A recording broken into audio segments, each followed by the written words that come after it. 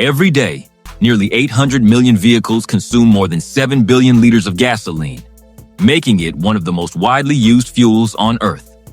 Before a single drop reaches a gas station, it must pass through a remarkably complex manufacturing process, involving precision engineering, massive machinery, and strict safety measures. But have you ever wondered how gasoline is actually made? Join Chronicle Travels as we uncover the complete journey from crude oil hidden deep beneath the Earth's surface to the fuel that powers millions of vehicles every day. Gasoline is a refined fuel produced from crude oil, also known as petroleum. Instead of being a single substance, it is a carefully blended mixture of lightweight hydrocarbons made from carbon and hydrogen atoms. When these hydrocarbons burn inside an engine, they release a large amount of energy, allowing vehicles to move efficiently. Because of its high energy content and relatively fast combustion, gasoline has become the primary fuel for most passenger cars, motorcycles, and many small aircraft around the world. Today, it remains one of the most important products of the petroleum industry. Natural oil has been known for thousands of years, but for most of history, it had only limited uses.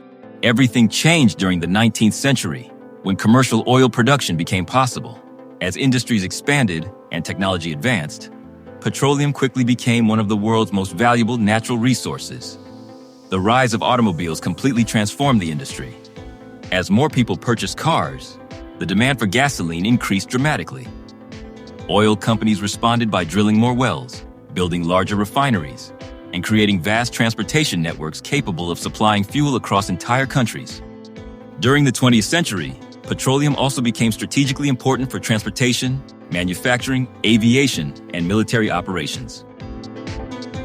Today, modern civilization depends heavily on products made from crude oil.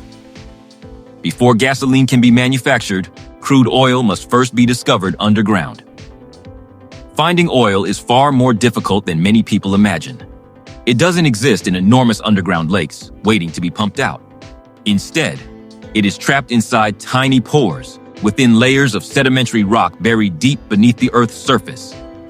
Because these underground reservoirs cannot be seen directly, geologists spend years studying rock formations, ancient environments, and geological structures to identify areas where oil may have accumulated millions of years ago. Even after extensive research, there is never a guarantee that oil will actually be found. One of the most important tools used during exploration is seismic surveying. During this process, powerful sound waves are sent deep underground. As the waves travel through different layers of rock, they reflect back toward the surface.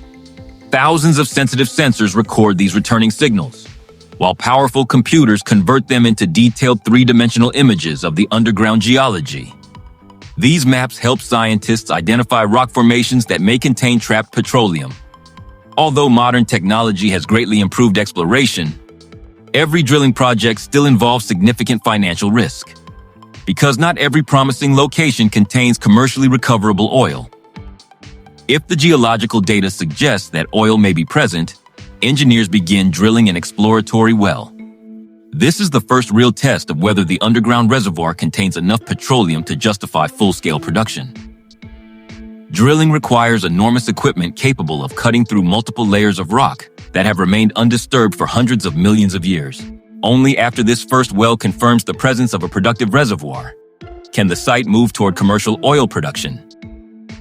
Once an oil reservoir has been confirmed, the next challenge is reaching it safely. Modern drilling rigs are among the largest and most powerful machines ever built. Instead of simply drilling straight down, engineers carefully control the direction of the drill to reach the exact location of the underground reservoir. In many cases, the well is gradually turned horizontally to expose a larger section of the oil-bearing rock, allowing more crude oil to be recovered. As the drill bit cuts through layers of sandstone, shale, limestone, and other hard rocks, new sections of drill pipe are continuously added. Slowly, but steadily, the well extends deeper into the earth until it reaches the target formation. Drilling thousands of meters underground creates enormous pressure, making safety a top priority. To prevent the walls of the well from collapsing, large steel casing pipes are installed at different depths. The space around each casing is filled with cement, creating a strong barrier that isolates underground rock layers and protects nearby groundwater. Another essential part of the drilling process is drilling fluid, often called drilling mud. This specially engineered fluid performs several important jobs at once. It cools and lubricates the drill bit, carries crushed rock back to the surface, stabilizes the well. After drilling is complete, engineers carefully evaluate the well to determine whether it can produce oil economically. If the reservoir contains enough pressure, crude oil may naturally flow to the surface during the early stages of production. However, as oil is removed over time, underground pressure gradually decreases. To keep production going, mechanical pumping systems are installed. These machines continuously lift crude oil from deep underground and deliver it to the surface for processing. At this stage, the liquid is still raw petroleum.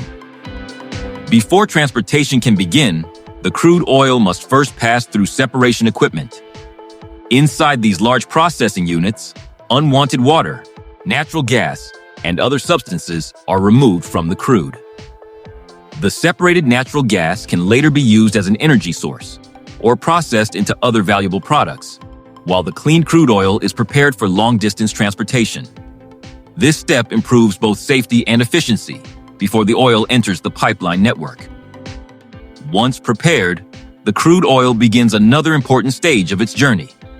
Huge pipeline systems carry millions of barrels of petroleum across vast distances every day. Powerful pumping stations keep the oil moving continuously through these pipelines until it reaches one of the world's major refineries.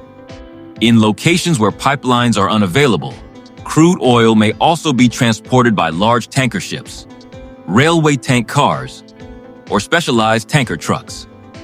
No matter how it travels, the destination remains the same: a refinery.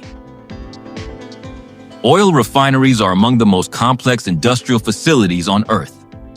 Covering enormous areas filled with pipes, storage tanks, reactors, towers, and processing equipment, these facilities operate around the clock to transform crude oil into dozens of useful products. The first major step inside the refinery is called fractional distillation. The crude oil is heated to extremely high temperatures until much of it becomes vapor. This hot vapor enters a tall distillation tower where temperatures gradually decrease from the bottom to the top. Because different hydrocarbons boil at different temperatures, they condense at different levels inside the tower. Heavy substances collect near the bottom, while lighter products condense higher up. This process separates crude oil into several valuable fractions, including heavy fuel oil, lubricating oils, diesel, all kerosene, jet fuel, and the light hydrocarbons that will eventually become gasoline. However, even after this separation, gasoline is still not ready for use. After fractional distillation, the gasoline fraction is still not ready to power modern engines. To improve its performance, refinery engineers process the fuel through several advanced refining units. Larger hydrocarbon molecules are broken into smaller ones, while others are chemically rearranged to produce gasoline that burns more efficiently.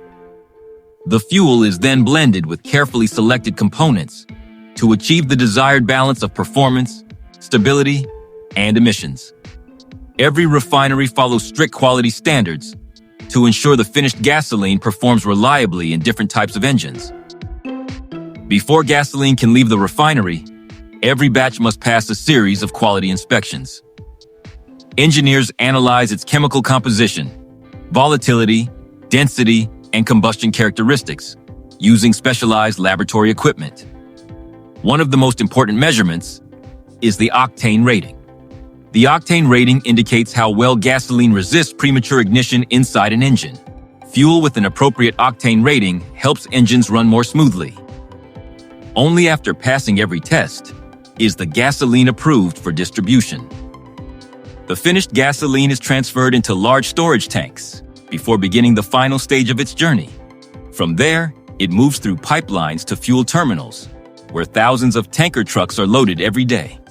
Loading gasoline requires strict safety procedures because gasoline vapors are highly flammable. To reduce the risk of fire, tanker trucks are electrically grounded to remove static electricity that could create sparks. Modern loading systems also use automatic shutoff devices to prevent overfilling. Once fully loaded, tanker trucks transport gasoline to service stations across cities, towns, and highways. At each station, the fuel is carefully transferred into large underground storage tanks, designed to protect it from contamination and extreme temperatures. Every drop of gasoline represents an extraordinary combination of geology, engineering, chemistry, and global logistics. What begins as crude oil trapped deep beneath ancient rock formations is transformed through drilling, transportation, refining, testing, and distribution into the fuel that powers millions of vehicles every day. If you enjoyed this documentary, give it a like, share your thoughts in the comments, and subscribe to Chronicle Travels for more incredible journeys into the world's greatest industries. See you in the next documentary.